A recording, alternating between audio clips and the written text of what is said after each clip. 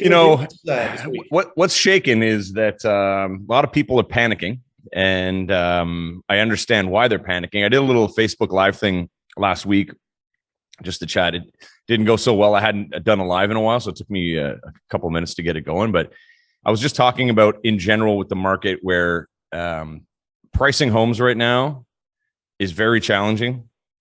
And I have, after doing my research and having conversations with some other people, we're kind of inclined to tell sellers right now what they don't want to hear when we meet them is that you're looking at pricing. Pricing right now should be closer to fall 2021 prices.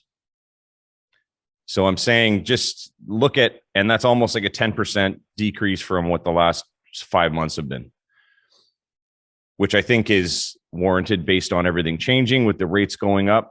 But it's challenging in the effect that a lot of people who may have bought closing in the fall, paid top dollar in the last few months, and they're expecting to get a certain amount for their home now, which they may not get. So this is, we've talked about this forever. Some people listen, some people don't, but we've said this is something that could happen at some point, and it is happening.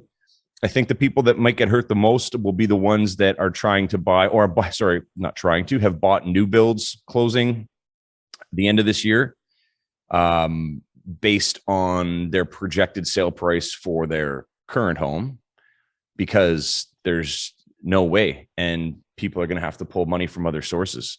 So it's going to get a little tricky. I don't know if we're going to start seeing headlines of, this being like a thing where citizens of Canada can no longer afford these homes that they purchased at the beginning of 2022. And now they're going into filing bankruptcy or something like that. I don't think it's going to turn into that. That sounded kind of devastating what I just said, didn't it? Yeah. That was very, if that was to happen. Yeah. I'm not trying to scare you. I'm not trying to scare you here. I'm just saying, get your shit together now. Like if you have something closing in the fall and you don't have your house on the market yet or haven't sold it, and you're depending on a lot of the money from that house, just start having the conversations with your professionals now, especially with the bank, because there's ways to make it work. And we're not talking like huge numbers, I don't think, here. I mean, if anyone's off, but there could be a $50,000, $100,000 discrepancy for some of these people. Like we were. Go ahead.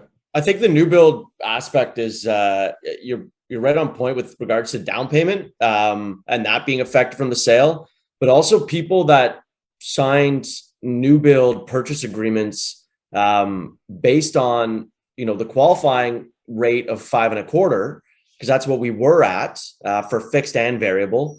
And now, right now, if you're closing on your new build, you're having to qualify at the 5-year fixed plus 2%.